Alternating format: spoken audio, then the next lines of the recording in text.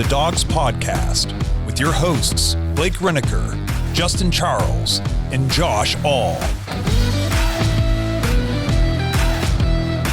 Hey, what's up, Browns fans? Welcome back to another episode of the Dawgs Podcast. Josh All, your host today. Happy Tuesday. I hope everybody's week has kicked off to a good start. Shout out, congratulations to the Indiana Hoosiers on the national championship victory over the Miami Hurricanes last night. That was a game. That was a defensive battle for the vast majority of that game. We really didn't get any sort of, those explosive or highlight offensive moments until really the second half. And then, that fourth down call from Curt Cignetti and the Hoosiers when Fernando Mendoza took off, and not only did he pick up the first down, but he bounced off some would-be tacklers, dives into the end zone, takes a couple shots, honestly, from a couple guys, dive in and try to stop him, scores a touchdown. What an iconic moment. What an iconic season for the Hoosiers to win their first ever national championship. They beat the Hurricanes 27-21. I did see an interesting thing after the game, or I guess it was this morning, from Fernando Mendoza, and he said that they were expecting the Hurricanes to come out in a specific defense, and he had a play call where if the defense was showing zone, then he would do one thing, either throw or run. I can't remember which it was.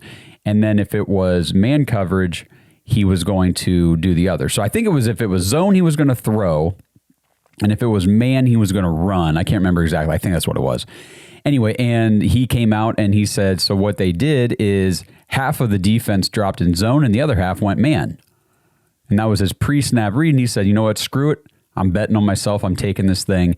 And he said something like, I'm going to die on that field. And that's the mentality of Fernando Mendoza. I know he's kind of quirky, and I know he gets, ridden a little bit hard by people out there for some of his post-game interviews and the way he's emotional and things like that. Guys, Fernando Mendoza is a stone-cold baller. I've watched so much Indiana football this year, and especially this playoff run, starting back in the Big Ten Championship against my Ohio State Buckeyes. The kid just wins. He makes throws. He gets it done when it's on the line, and that's what you're looking for in a quarterback at the next level. So congratulations to Indiana. And obviously, as a Buckeyes fan, I'm sitting there going, well, these are the two teams that beat us this year. So hats off to them. And it was a great game. Fun game. Let me know in the comments what you guys thought about the national championship. We've got head coaching stuff to talk about here today. We've got some voicemails to get to, a message from the website. And I want to address and I didn't realize it was being like this in the moment on Sunday night when we did our live show. I've gotten so much feedback from you guys out there about the negativity on that episode. Mainly, I think from Blake about how this team might as well just fold it in. I don't know why we're even rooting for them anymore, type of mentality. So I want to address that. We're going to talk about it, and then we'll dive into your voicemails and everything going on with this coaching search. Had some other hires happen the other day and today. We'll talk about it all. Make sure you guys go to thedawgspodcast.com, tap leave voicemail in the drop-down menu if you want to send a message in, get your thoughts, opinions, questions on the show. You can just type a message, send it to the email here. I get it. I read it on the show, everything. If you want your stuff on the show, that's the place to do it, thedawgspodcast.com. And then if you want to join the Dog Pack community, I tell you guys all the time, join thedawgs.com. That's the place to go for that. Get into the private Discord, hang out with the whole community, all the diehard Browns fans in there. This is right now, if you want people to talk with about who the Browns should hire for their head coach, the people they're interviewing, what's the updates, all this kind of stuff, draft prospects, free agent guys, all this, that's the place to be. It's awesome, and I love the Dog Pack. You guys are the best. So join it. Join the Dog Pack. Join thedawgs.com. You get to play fantasy football with us every year when you're in there. And we do the Dog Pack Discord live episodes every week, which loosely, everybody out there, just so you are aware, we are tentatively planning on this coming Sunday at noon or 1 o'clock. Not sure, one of those times. It'll be early afternoon on Sunday is what we're planning right now. So jointhedawgs.com. Okay, let's dive into this head coaching search. I want to bring everybody up to speed here because things change rapidly in the news cycle, especially with the NFL. They sure know how to space these things out and give us news constantly. So the Browns' current head coaching tracker situation. We have had a second interview with Jim Schwartz, the Browns defensive coordinator, obviously. That was yesterday, Monday. Today, Tuesday, is the scheduled second interview for Todd Monken, the offensive coordinator for the Ravens, a name that I would really like the Browns to get off of their list. I'm not thrilled, and I'm sure you guys aren't either. I've actually seen nobody. I have not seen one advocate for Todd Monken. I don't understand what they're doing. I don't know why we're wasting our time. He doesn't satisfy the Rooney Rule. Like, what are we doing with Todd Monken? I'm not saying that, you should hire or interview people just to satisfy the Rooney Rule, but I see no benefit. That's my point. I see no benefit in interviewing Todd Monken. I don't get it. Tomorrow, Wednesday, is the second scheduled interview for Mike McDaniel, the former Dolphins head coach. Now, I'm going to kind of intermix this stuff because I did a short video on this the other day, but if you didn't see that, I'll tell you now. The Rooney Rule. Let's talk about this. We haven't really addressed this on the show yet. The Rooney Rule in the NFL states that you must interview at least 2 minority coaches for your open head coach position before you can hire a new head coach. Okay, so, the Giants hiring John Harbaugh, they had already interviewed 2 minority candidates for the job, so they were able to make that hire when they did it. The Browns have not yet done that. Now, I know people out there will say, well, Aiden Dirty and Nate Shieldhouse, they interviewed these guys. They interviewed them virtually. That's the other point of the Rooney Rule. The interviews to count for the Rooney Rule must be in person. The Browns have not held any interviews in person yet. Until yesterday was the first one. Well, no, I take that back. The interviews they did with Jim Schwartz and Tommy Rees in the first round, I guess I don't have this confirmed, but I don't understand why those would not have been in person there in Berea. But all the other outside interviews, all of those have been virtual up to this point. Today with Todd Monken, as far as I understand it, will be the first external candidate to have an in-person interview with the Browns. So tomorrow, on Wednesday, is Mike McDaniel. Now, Mike McDaniel does count to the Rooney Rule because he is biracial. Is his mom black? His dad's black? I can't remember now. I looked it up the other day and I totally forget. It's escaping me. But either way, Mike McDaniel is biracial and he'll be coming in for his second interview tomorrow. Now, the Browns have a second interview scheduled. Let me look at this. I don't know if these are actually scheduled. They have second interview requests. I don't think they're actually, I haven't seen anything to say they're hard scheduled yet, but with Jesse Minter, the defensive coordinator for the Chargers, Grant Udinsky, the offensive coordinator for the Jaguars, that's my guy, that's who I want them to hire, and Nate Shieldhouse, the Rams passing game coordinator. Now, real quick, they, just to remind everybody, they've already completed interviews, first round interviews with Tommy Rees. Dan Pitcher, who's the Bengals offensive coordinator, feels like he is no longer a part of the head coaching search for the Browns. Still a name to keep in mind for the offensive coordinator position. And of course, Aiden Dirty, who I mentioned, the Seahawks defensive coordinator. So that wraps things up for the Browns. Mary Kay Cabot was out there this weekend, reporting that Tommy Rees is likely or could possibly, I don't know how she worded it, follow Kevin Stefanski to be the offensive coordinator in Atlanta. Whatever, take him. I don't really care. You guys know how I feel about this coaching staff and everything from the past couple seasons here in Cleveland. I was ready to move on from everybody, including Jim Schwartz. Just everybody. I'm ready. I'm ready for a new regime, for a new approach to football in Cleveland. What we had with Kevin Stefanski started off great, got stale, just didn't go the way we had hoped it would go. It is what it is. I'm ready for a new future here in Cleveland with the head coach hire. We just got report last night that the Chiefs actually hired Chad O'Shea to be their wide receiver coach. Chad O'Shea, who was the wide receiver coach / pass game coordinator under Kevin Stefanski for the last 6 years. So ever since Kevin came to Cleveland, Chad O'Shea has been in charge of the wide receivers and the passing game coordination. That's been a point of contention with a lot of Browns fans. I've brought it up multiple times on the show, brought it up the other night on the live, and Blake became my first known, I haven't seen anybody else, but the first known defender of Chad O'Shea.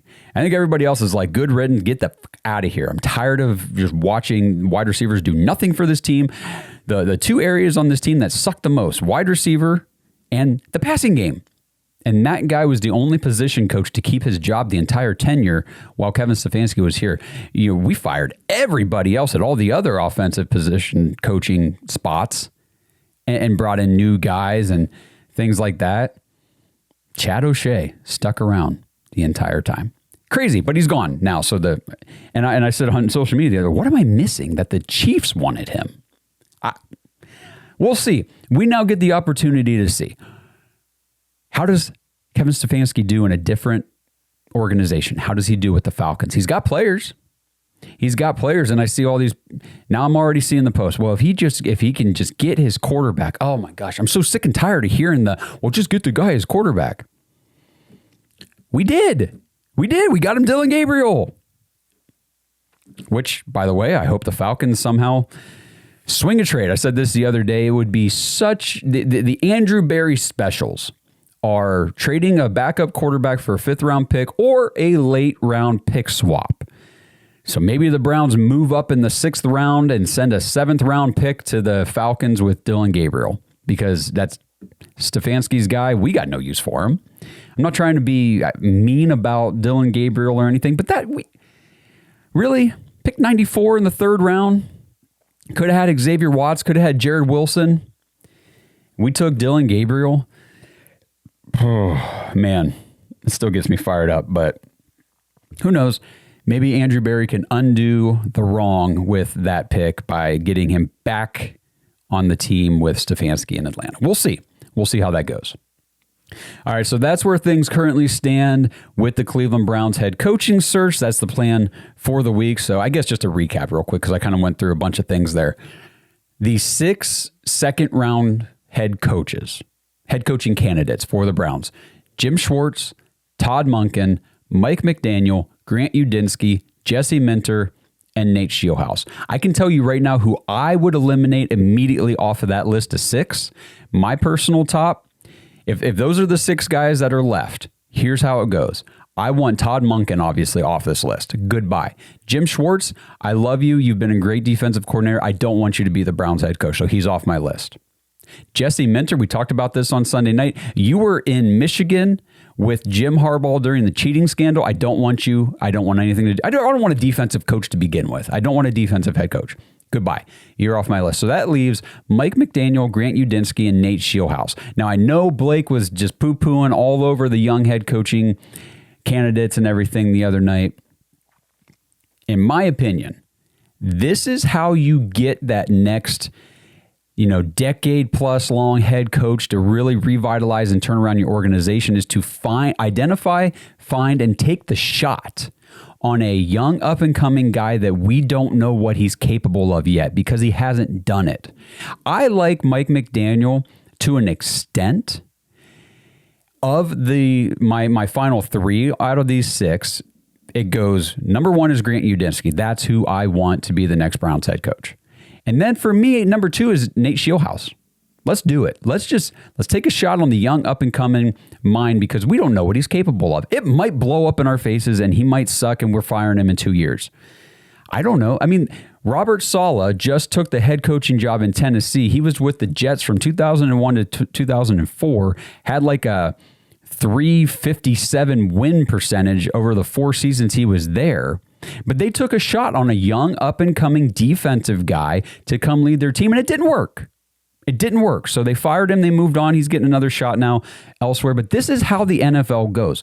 With Mike McDaniel, I just have my reservations about hiring a guy who was just fired because his team was underperforming and they were having player-only meetings and there was dysfunction and some turmoil. And I'm not ready to make that the next head coach of a team that, quite frankly, isn't at a spot for that. This Browns roster, in my opinion, is needing of somebody younger, somebody new, somebody fresh, somebody green to come in here with some new ideas, some different approach, and see what he can do. Because we'll get into some of this stuff in a minute, because I got roster things to talk about and all that kind of stuff. But and I said this on Sunday night, this is also just my personality. There's people out there right now that are probably saying, no, I want Jim Schwartz, and that's fine.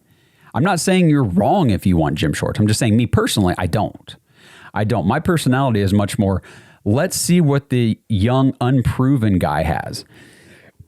Because I know what Jim Schwartz did as a head coach his first time around. I know what Mike McDaniel did as a head coach his first time around. Let's just see what somebody else can do. Let's get some new names into the NFL head coaching circle right now. But anyway, that's just me. That's my approach. That's my personality. Let me know in the comments what you guys think about all this. Actually, real quick, to go back to the Rooney Rule, the Browns cannot hire a coach until, of course, like I said, they satisfy the 2 minority candidate requirement for the rule.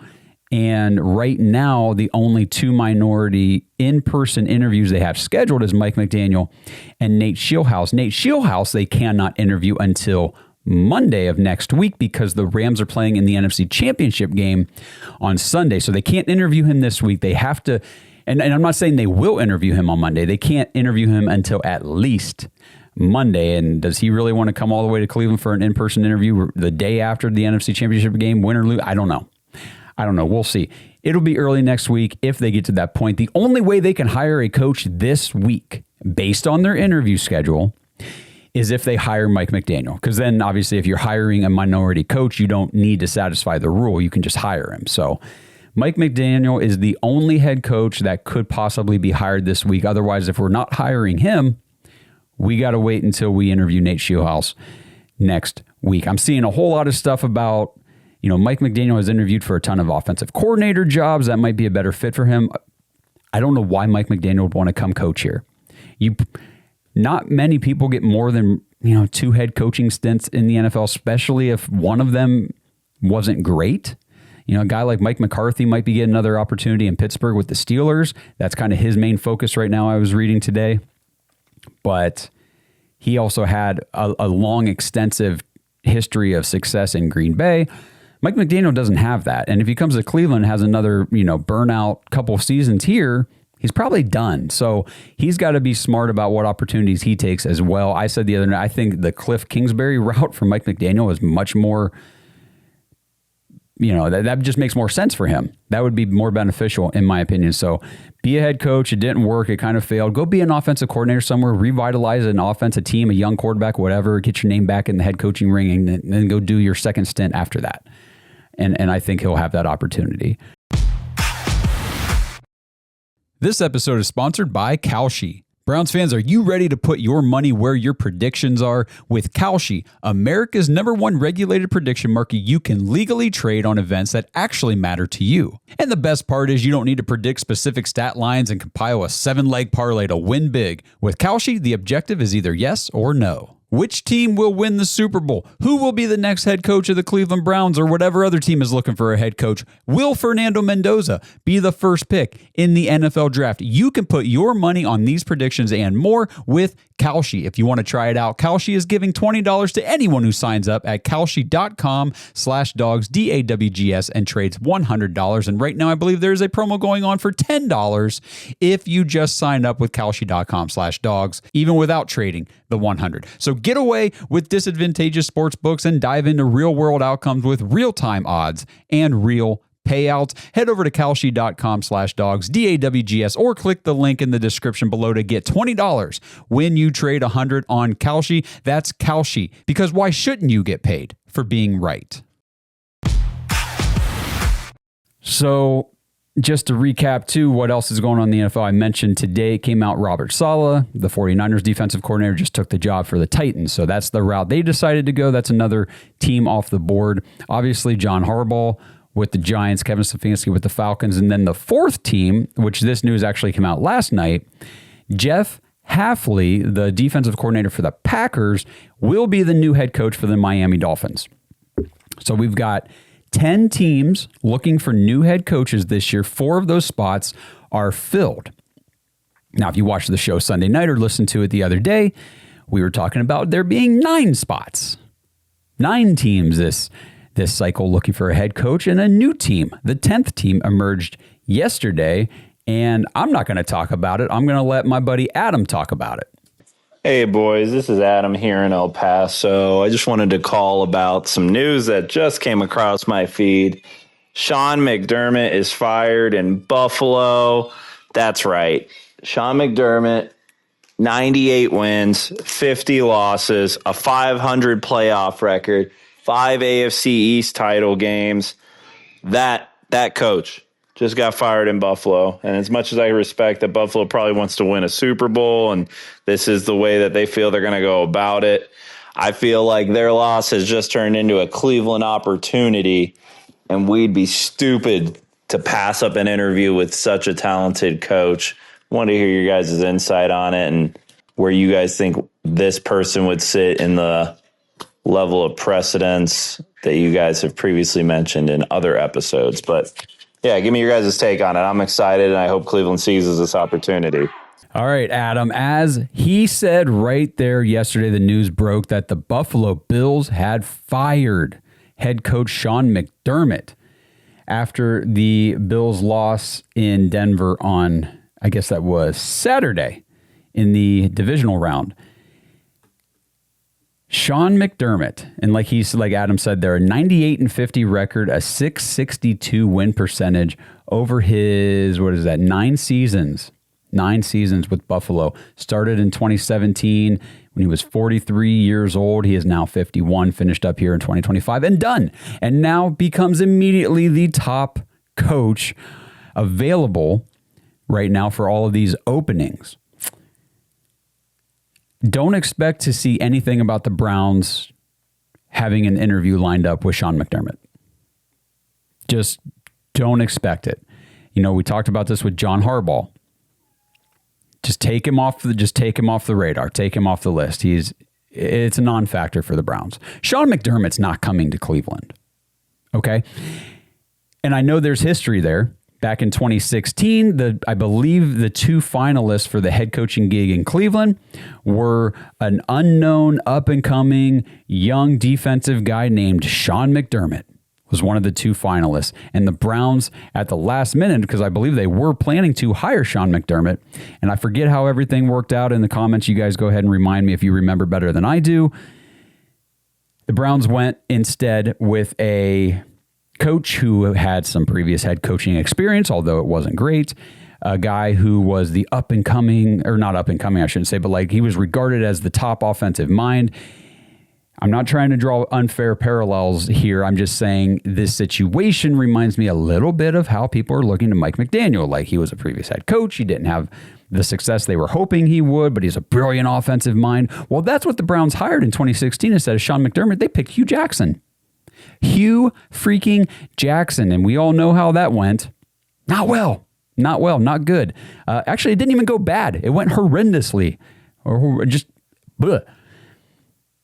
Yeah, so Sean McDermott, there's history there with the Browns. He ain't coming here, guys. He's not coming here. And it's not because the Browns have this super undesirable situation. In some regards, it can look like that.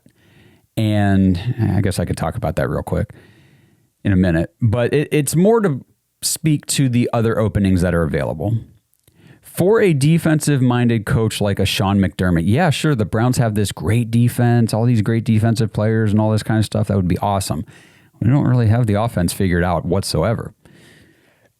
Now, the Steelers are sort of in that same situation. Good defensive pieces, don't really have the offense figured. Who's the quarterback? We don't know. Nobody knows. They don't have one. Neither do we. You look at the other openings right now. I mean, Arizona, what are they doing at quarterback? They've got some good young pieces on both sides of the ball, but not the most desirable position. For a guy like Sean McDermott, I am looking more at the Ravens. I think the Ravens could be a very likely landing spot for a guy like Sean McDermott. I think the Raiders could be a very good landing spot for a guy like Sean McDermott. You get a good offensive coordinator to come with you, and you get the number one overall pick. You get Fernando Mendoza. You've got Ashton Genty. You've got Brock Bowers, and these nice pieces. You can get another receiver in the draft. All this stuff, and then you've got Max Crosby and some good players on the defensive side of the ball. Whatever you want to do, I think those spots look a little more attractive for a coach with Sean McDermott's resume. So we'll see. The most desirable position now is probably Buffalo. So we will see who Buffalo decides to start interviewing now that they just threw their hat in the ring for this process. But you got to think the Bills are number one on a head coach's list. The Ravens are number two. And then, I mean, honestly, with the capital and the way things are out there, probably the Raiders, either the Raiders or the Steelers, if you want to go with the historical context of Pittsburgh and all that kind of stuff. And then probably bringing up the rear here, of course, would be the Cardinals and the Browns kind of vying for that final, which is the worst or least desirable spot and all that kind of stuff. And here's what I want to say about the Browns coaching position being one of the least desirable. And here, how about this? For a brief period here on the show, if you guys are in the car with your kids, or you got kids in the living room with you, on the couch watching this on TV, or wherever you're consuming this content, pause this, because I'm going to use a little bit of language. Okay? Use a little language here, because I think it warrants it. Andrew Berry, Jimmy Haslam. I know you guys don't watch this stuff, so it doesn't matter, but this would be a message to you guys. Your team, your organization, your coaching position right now is viewed as the least desirable of the ones remaining, because you guys are f***ing idiots. This is your fault. You f***ing did this, okay? This is on you. Jimmy Haslam can stand in front of the media all he wants and talk about how, I know some of you call this a dysfunctional organization and I take offense to that and blah, blah, blah. F*** you, Jimmy. You did this. You created this culture, this atmosphere, this reputation that people don't want to be a part of this. People don't want to come here. You fire a head coach every couple of years. That's the perceived reality, even though I know we just had Kevin Stefanski for 6 seasons. But this is what you do to yourself. Andrew Berry, you, man. This is the reason the Browns are in the least desirable position right now for a head coaching candidate, is because you built the worst offense in the league. This is on you. This is on you. So there better not be anything from Jimmy or Abe. I don't want to hear any excuses. This is your fault. You did this. This is what you have built. Congratulations, Andrew Berry. And maybe some of this should be directed at Paul DePodesta. I don't know.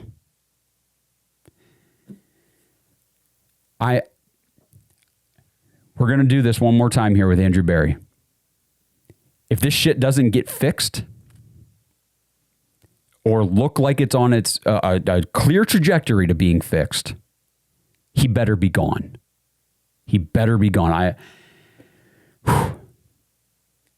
You built the worst offense in the league, dude. Over 6 years. Over 6 years. You inherited such a good team. You inherited a team with a young number 1 overall pick, Baker Mayfield, Jarvis Landry, Odell Beckham Jr., a young David Njoku, a young prime Nick Chubb, a good offensive line pieces, great defensive pieces, Myles Garrett and Denzel Ward and these guys. And you f***ed it up. You tore it to shit and replaced it with nothing. Nothing over 6 years. That's why, and I'll back up off my language here. So if you guys want to invite your kids back in the room or turn this back up in the car, go right ahead. But that's why when I said this team, this organization needed a full house cleaning, I meant front office along with the coaching staff. Okay, let's shift gears here. I think that pretty much covers everything going on with the head coaching stuff right now. I want to talk about this message from the website. So Matt Mendoza sent in a message. He says, "Hey there, Dawgs. Just listened to the last episode. Just got to bring some positivity to the podcast. I'm tired of hearing we're going to suck next year. I get it. Our offense was real bad this year. Yet they went 5-12. A few mistakes go the other way. Easily could have been in the division race with 8 or 9 wins. We talked about that the other night. Think about that. This awful offense could have easily been a playoff team. Let negative Blake know."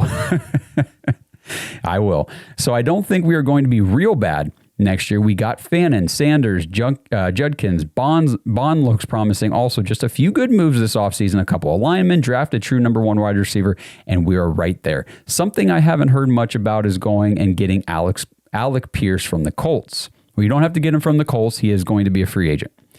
Just wondering what you think about him, but we aren't as far away as some fans might think. Things are looking great for our Cleveland Browns. New coach coming to the team, hopefully Udinsky. Oh, Matt, you're my man. You're on board with me. Lots of draft picks this coming draft. Browns to the Super Bowl. Let's go. Okay. So I know there was a lot of kind of backlash after the episode on Sunday. People did not appreciate Blake's negativity throughout the duration of that episode. And the one thing I will say kind of in defense of Blake about all this is we have been Browns fans for a long time. I know a lot of you guys have as well. Some of you have been fans longer than we have because you're older, and obviously some of you are newer fans, or you're just younger. You haven't experienced the pain and heartbreak and constant losing that this team has provided us for all these years. So and that's what we are. We are true Browns fans, lifelong Browns fans, all of us here on the show, and that's just what we know. That's just what we know. So Blake is calling back to all the past trauma of being a Browns fan and just never being good, never being a good team. And the other point I'll make for Blake is, obviously, if you've watched the show, you know this. He didn't want to fire Kevin Stefanski. He didn't want the Browns to get rid of him. So he's still bitter about that. He's upset that we got rid of Kevin. He's probably going to be a full-on Falcons fan this year, rooting for Kevin to go win the Super Bowl down there just to prove everybody in Cleveland wrong. That's just kind of where he's coming from. You guys know where I stood on that. I thought it's time to get rid of this guy. He's got no accountability for anybody on this team. And I know, like in Matt's message, a few mistakes go our way, and we're a much better team record-wise this year than just 5-12.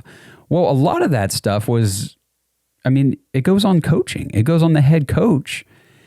In-game bonehead calls and decisions and things like never should have lost to the Titans.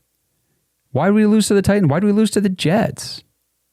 It was just time. It was time to move on, get some fresh coaching in here. That's why I'm ready to move on from Jim Schwartz too. I really don't want to retain anybody, unless somebody comes in here and says like a Jacques Cesare, the defensive line coach, like, hey, I really like Jacques.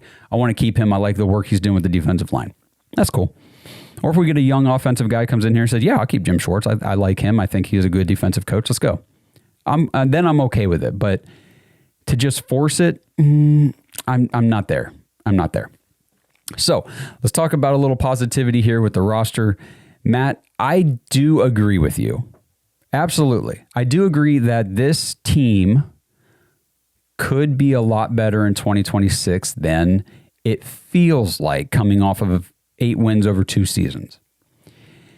Now, a lot of that is going to really hinge on what the Browns decide to do here at head coach, what staff that new head coach brings in here, and what the plan at quarterback is. One of the reasons why I really like Grant Udinsky and why I want him to be the new head coach is because I have read and listened to a whole lot of things about how he impacted Sam Darnold when he was in Minnesota. And there are articles from Minnesota reporters on the Minnesota, the people that cover the team up there in Vikings territory. And they were very upset that the Vikings lost Udinsky to the Jaguars to become their OC. There were writers questioning how much of Kevin O'Connell's perceived quarterback whispering, which I love Kevin O'Connell. I think he's a great coach. We think he does great work with the quarterbacks. And some people, obviously, the dialed in, tied to Minnesota Vikings writers are questioning in some of these articles how much of that quarterback whispering was on KOC and how much of that quarterback whispering was Grant Udinsky. And then we see Grant Udinsky go to Jacksonville and Trevor Lawrence, who looked like the most underperforming, disappointing, number one overall generational quarterback prospect in recent memory, all of a sudden has a career season. That's not a coincidence. That's not a coincidence. I'm not taking anything away from Liam Cohen, who was the offensive coordinator in Tampa Bay after Dave Canales left to go be in Carolina. And, Baker Mayfield continued to have a good season down there under Cohen. But we had seen Baker have good seasons before, obviously his rookie year in Cleveland, 2023. And then we saw again the year before that with Canales in Tampa Bay.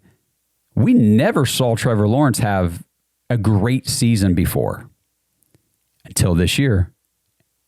And Grant Udinsky was a part of that. So I think that the opportunity for the Browns to have a good, how do I want to say this? Maybe a better than anticipated performance from the quarterback position would come from hiring Grant Udinsky. So if the Browns get Udinsky and he brings whatever staff that the people he knows and the guys he likes to come here and coach, I don't know what we could expect or should expect from guys like Shedeur Sanders and, dare I say it, maybe even Deshaun Watson.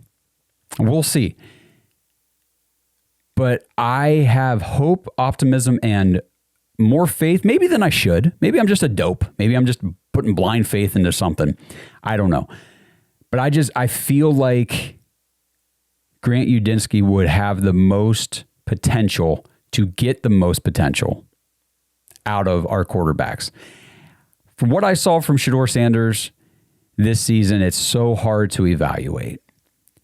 Because if you look at efficiency metrics and the deeper analytical data and all that kind of stuff that these accounts and everything post on social media, it wasn't good. He was like the worst quarterback in the NFL per all those data points and metrics and things like that. I operate a lot more on the eye test.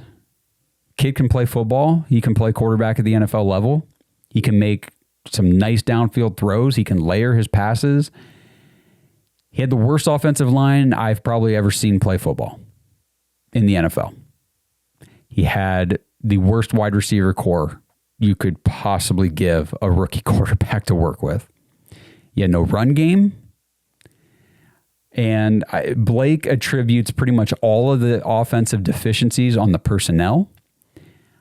I think it's about half and half. I think that the personnel didn't help the situation. I also think Kevin Stefanski's scheme and offense was not good. I don't think it's conducive. I don't think it works at the NFL anymore. We'll see how it looks in Atlanta with better players. So that will be a much better test to see how things go. But I was not a believer in Kevin's offense and the way he runs the scheme.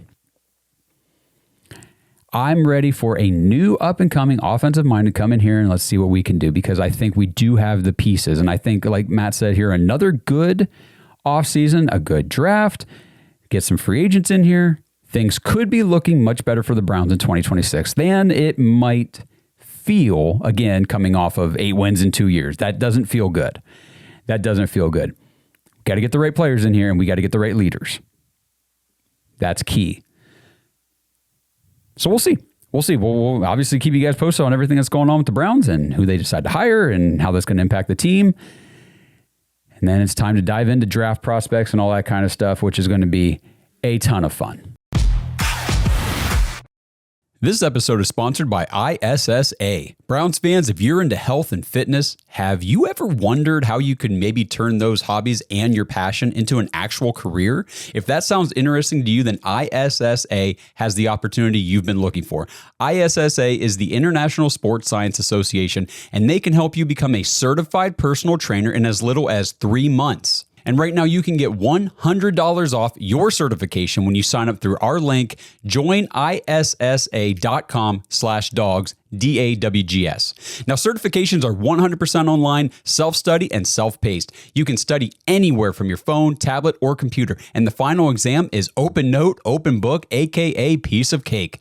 Except you fitness nuts probably don't eat a ton of cake, so let's just call it a piece of delicious protein bar. And ISSA has the #1 job guarantee in the industry. If you get certified and sign up to be a certified trainer with ISSA, you have a job guarantee or your money back. ISSA has over 10,000 gym partners that have over 73,000 open jobs for trainers right now. And you don't need a 4-year degree or a 2-year degree. You just need your certification to qualify for these jobs. So what are you waiting for? With certification this simple, there's no excuse not to pursue your passion and become a certified personal trainer today. Get $100 off your certification at joinissa.com/Dawgs. You've wanted to make a change long enough. Now it's time to do something about it. That's joinissa.com/Dawgs for $100 off your personal trainer certification.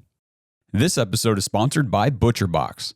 Browns fans, I hope you didn't miss out on the Christmas promotion from ButcherBox, but if you did, I have great news. The promo is still running this week. Head to butcherbox.com right now and new members will receive your choice between free New York strip, ribeye, or filet mignon in every single box for an entire year. Plus, you get an extra $20 off with promo code DAWGS, DAWGS, at checkout. Just head over to butcherbox.com, choose your box and your delivery frequency. With the custom classic box, you get exactly what you and your family love. Choose from over 80 products, including meat and seafood. Plus, you can manage your entire subscription online, and you can change your box type, your product selections, your frequency, or your delivery date at any time. Shipping is always free. Deliveries come straight to your door on your schedule, and you can cancel anytime. Every meal is easier when your freezer is stocked with high-quality meat and seafood from ButcherBox. That's butcherbox.com. Right now, get your choice between free New York strip, ribeye, or filet mignon in every box for an entire year, plus $20 off with promo code DAWGS, DAWGS, when you check out. Okay. Let's see here. You know what? We'll just keep father and son together. We got another voicemail from Adam's boy, Cooper. Hey guys, Cooper Belvin back again. I just wanted to share some fun facts. So fun fact, our dogs, we have one named Otto Graham, a Cleveland Browns player. Our little puppy that we just got, not even just, in November. His name is now Garrett Sacking. And also, I can't believe that the Buffalo head coach just got freaking fired. My dad literally just sent you all a voicemail about that. Hope to hear this on the next podcast. And yep, that's all. Thanks, Cooper. I'm glad to hear about your dogs. Love that you guys name them after Cleveland Browns players. And I know you obviously didn't get to watch. I didn't get to watch Otto Graham either. Myles Garrett, Sack King. That's a really cool one. So that's a lot of fun. Thank you for sending that in. Okay, we got a voicemail here. This one's from Stacy talking about John Harbaugh and some other coaching things. She sent this in last week, so there might be a couple things in here that have already been addressed. But here we go. This is Stacy. Well, guys, I just woke up and saw a little notification saying that John Harbaugh is finalizing a deal with the New York Giants. And honestly, it kind of makes sense, in my opinion. I think it does because I feel like they have a couple different pieces in places that are important that maybe we don't have, such as they have Jackson Dart, and obviously there have been reports that John Harbaugh has been high on him and was high on him during the draft. And then they also have Malik Neighbors as an elite receiver. They have a nice running game.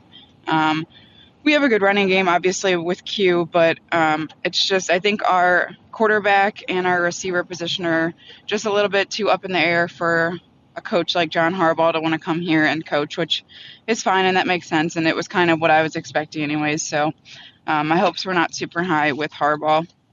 But as far as it comes with coaching, in my opinion, I'm kind of on the same page as Josh. I agree that I think that we need to get a young offensive mind in here.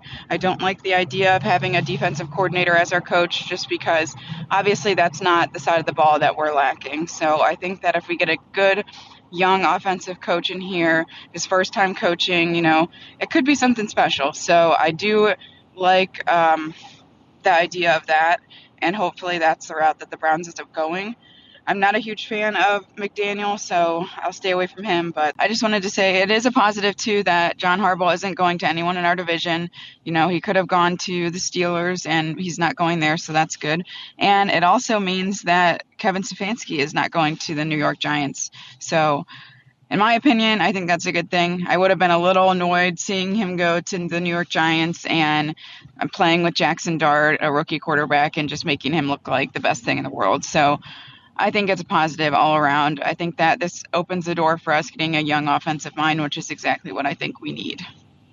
All right, Stacy, thanks for the voicemail. Yeah, Kevin going to New York would have been interesting just because the Browns clearly passed on Jackson Dart in the draft last year because, again, it's been reported. I'm not making this up just because it fits the narrative. Like, this is what happened. They had freaking Dylan Gabriel ranked second on their quarterback board behind Cam Ward.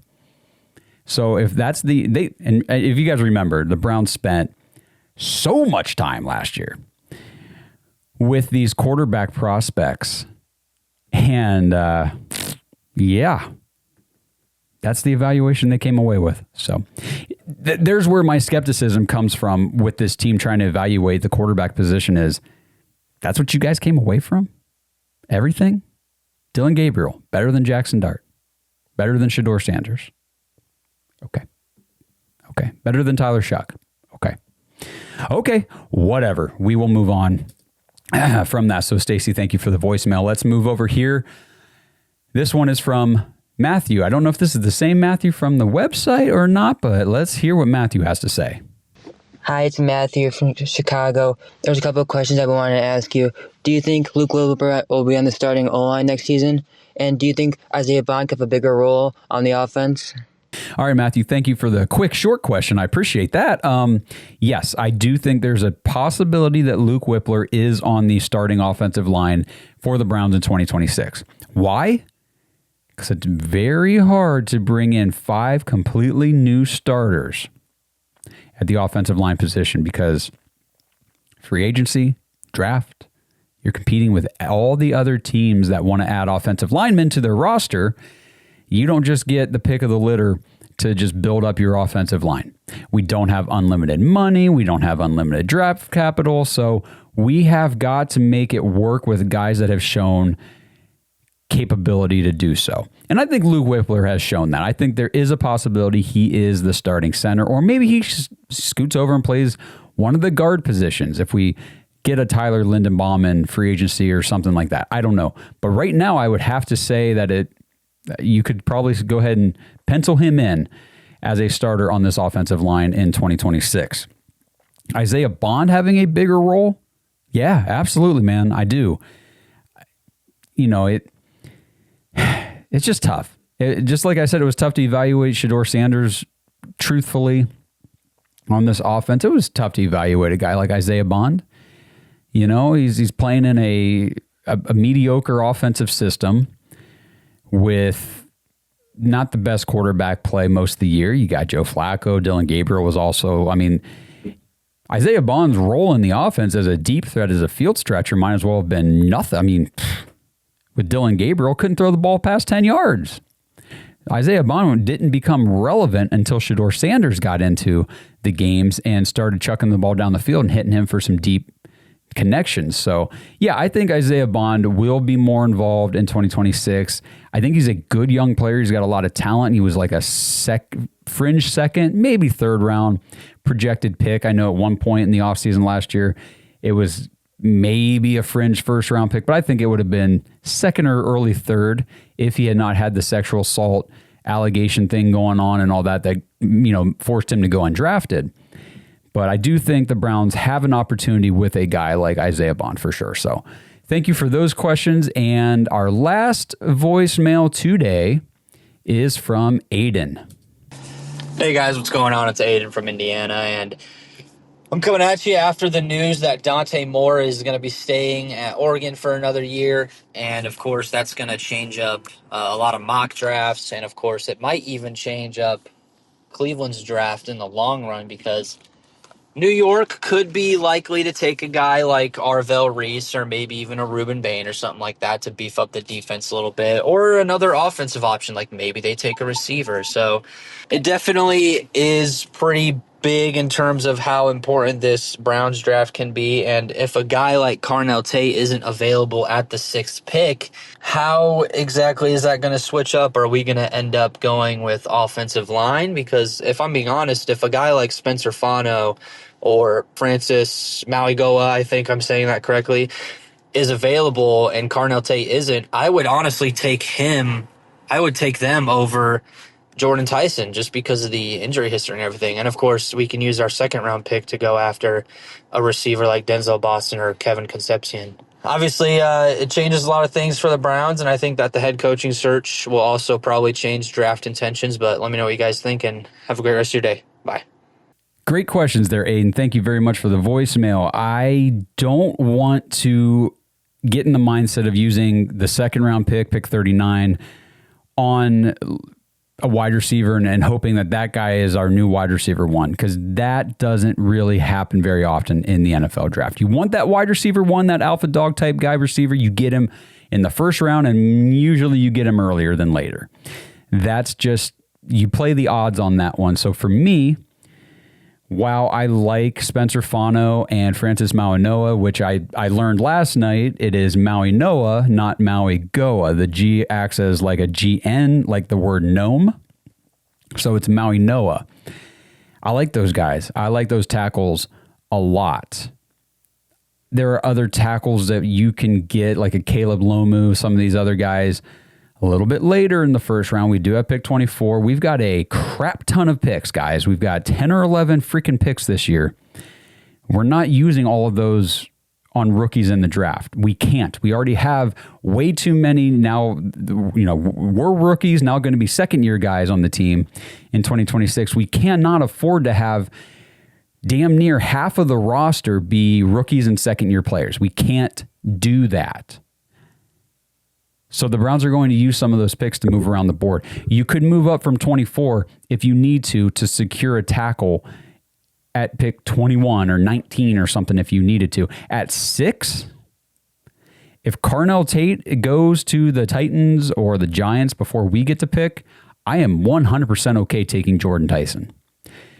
Now, I will go in, I'll do some more, I will do some specific episodes about the wide receivers. I will break down Jordan Tyson. I will talk about his injury history and detail that. The injury history does not concern me as much as it does some people. For example, the injury that he dealt with this season in 2025 was a hamstring injury. Wide receivers deal with hamstring injuries from time to time. It happens. Justin Jefferson missed the majority of his season 2 years ago, I think, with a hamstring injury. Jackson Smith and Jigba missed essentially his entire final season in college at Ohio State with a hamstring injury. He fell into the 20s, pick 21 or something like that in the NFL draft. 3 years later, boom, best wide receiver in the NFL this past season. So the hamstring injury is not something that I'm like, oh, I can't draft a guy who had a hamstring injury in college. They happen, especially with wide receivers. Jordan Tyson, from my understanding, the talent is worth the swing at 6. So I would 100% take Jordan Tyson. And if Jordan Tyson and Carnell Tate are both gone, I am still okay taking Mekhi Lemon at 6 because I think he's going to be that good. No matter what, I'm not coming out of this draft without acquiring one of the top 3, one of the big 3 receivers in this class. I want Tate, Tyson, or Lemon. Get me one of those guys, and I will be happy. And just because there's an offensive tackle that's ranked in the top 5 or top 10 or whatever, doesn't mean you can't find a good starting tackle at 24 or 39 or in free agency, which is where I expect the Browns to really heavily invest in the offensive line, would be in free agency. You think about like Will Campbell, last year, was the top tackle in the draft. Left tackle, went to the Patriots at, 4? I think number 4 overall. And a good young player. If you've been watching the NFL playoffs and the Patriots games, the kid's just getting abused. It's just straight up abused by opposing pass rushers. And I'm not saying he's not going to be a good player or develop into a better tackle than what he's shown during his rookie season.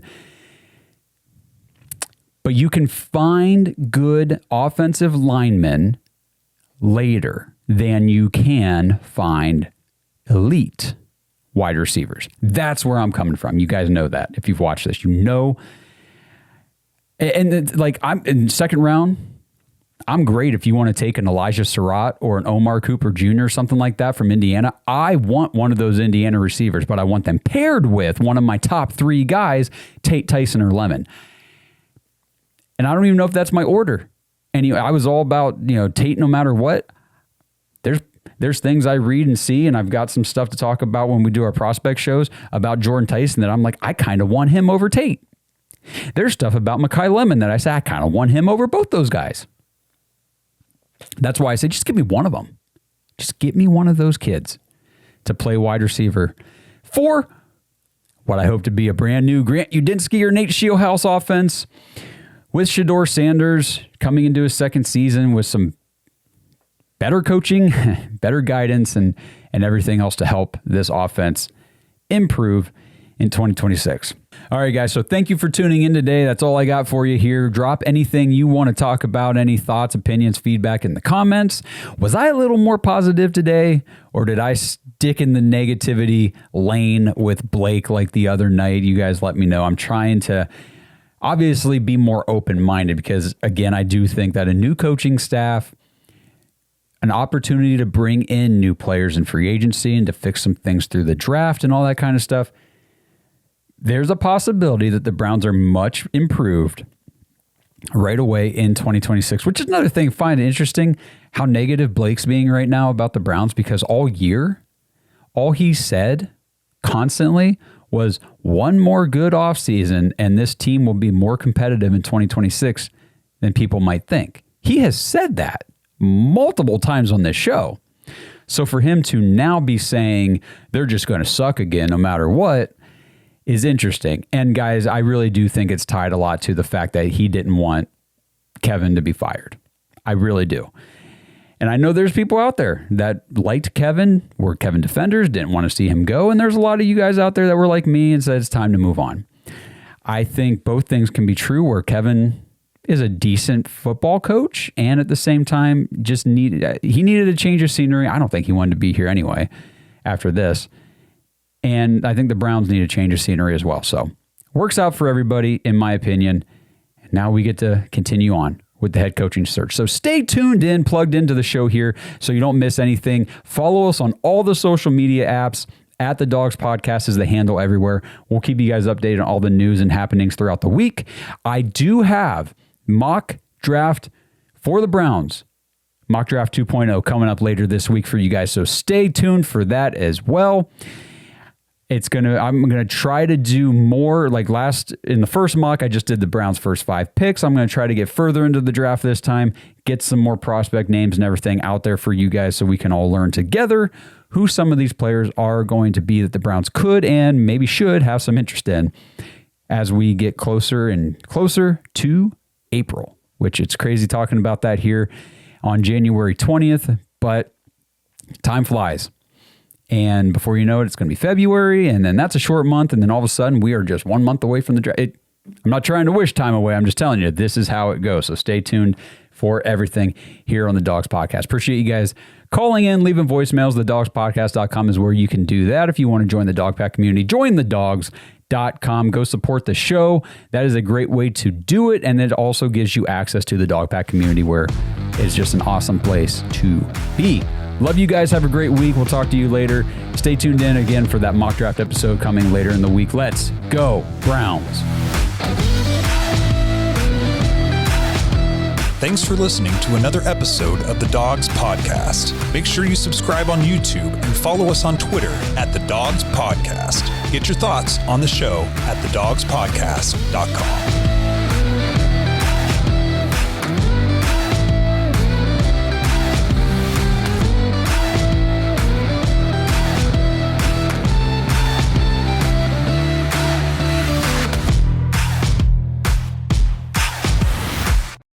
This episode is sponsored by Kalshi. Browns fans, are you ready to put your money where your predictions are? With Kalshi, America's #1 regulated prediction market, you can legally trade on events that actually matter to you. And the best part is you don't need to predict specific stat lines and compile a 7-leg parlay to win big. With Kalshi, the objective is either yes or no. Which team will win the Super Bowl? Who will be the next head coach of the Cleveland Browns or whatever other team is looking for a head coach? Will Fernando Mendoza be the first pick in the NFL draft? You can put your money on these predictions and more with Kalshi. If you want to try it out, Kalshi is giving $20 to anyone who signs up at kalshi.com/dogs, DAWGS, and trades $100. And right now, I believe there's a promo going on for $10 if you just sign up with kalshi.com/dogs, even without trading the $100. So get away with disadvantageous sports books and dive into real world outcomes with real-time odds and real payouts. Head over to kalshi.com/dogs, DAWGS, or click the link in the description below to get $20 when you trade $100 on Kalshi. That's Kalshi, because why shouldn't you get paid for being right?